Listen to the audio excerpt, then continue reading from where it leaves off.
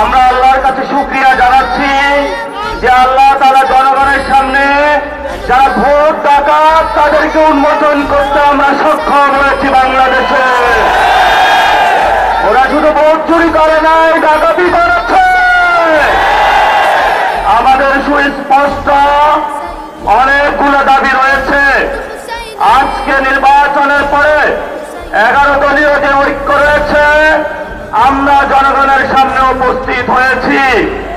আমরা প্রথমত বলতে চাই, পার্লামেন্টে যে ভোট ডাকাতরা গিয়েছে, জনগণের সামনে আমরা বিরোধী দল হিসাবে হাজির হয়েছি। আমরা রাজপথে থাকব, গড়ায় গন্ডায় ইঞ্চি ইঞ্চি করে জনগণের উপরে যারা ভোটার ইঞ্জিনিয়ারিং করেছে, ভোট ডাকাতি করেছে, নতুন ভাবে জুলুম চাপিয়ে দেওয়ার চেষ্টা করছে, আমরা তাদের কাছ থেকে বুঝে নেব ইনশাআল্লাহ। আমি সংক্ষিপ্ত কথা বলবো। আমাদের ভাই শহীদ উসমান হাদি আজকে আমাদের মধ্যে থাকতে পারতেন। সংসদ সদস্য হিসাবে ঢাকা 8-এর আল্লাহ ওনাকে শহীদ হিসাবে নিয়ে গিয়েছেন। আমরা বিচারের দাবিতে মাঠে গিয়েছি।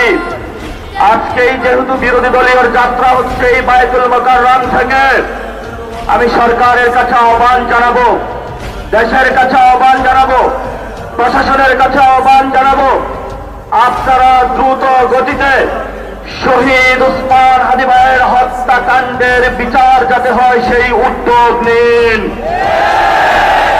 আমাদেরকে এতদিন বলা হয়েছে বিচার এবং নির্বাচন মুখোমুখি দাঁড় করাবেন না। আমরা মরিয়া প্রমাণ করিলাম যে আমরা নির্বাচন বিরোধী নই। এখন সময় এসেছে শহীদ উসমান হাদি ভাইয়ের হত্যাকাণ্ডের বিচার করতে হবে। তৎকালীন সময়ে সংস্কারের নিয়ে বলা হয়েছিল, সংস্কার এবং নির্বাচন বিরোধী করার চেষ্টা চালানো হয়েছিল, ট্যাগ দেওয়া হয়েছিল, ওরা নির্বাচন চায় না। আমরা তোমাদের চোখে আঙ্গুল দিয়ে দেখিয়েছি আমরাই বাংলাদেশে গণতন্ত্র চাই, তোমরা চাও ভোট ডাকাতি করতে। এখন সময় এসেছে, কোন 9-6 চলবে না। সংস্কারে জনগণে যে হাতে ম্যান্ডেট দিয়েছে দ্রুত বাস্তবায়ন করতে হবে। সাথে সাথে বাংলাদেশে সন্ত্রাস, চাঁদাবাজি, দখলদারিত্ব বন্ধ করার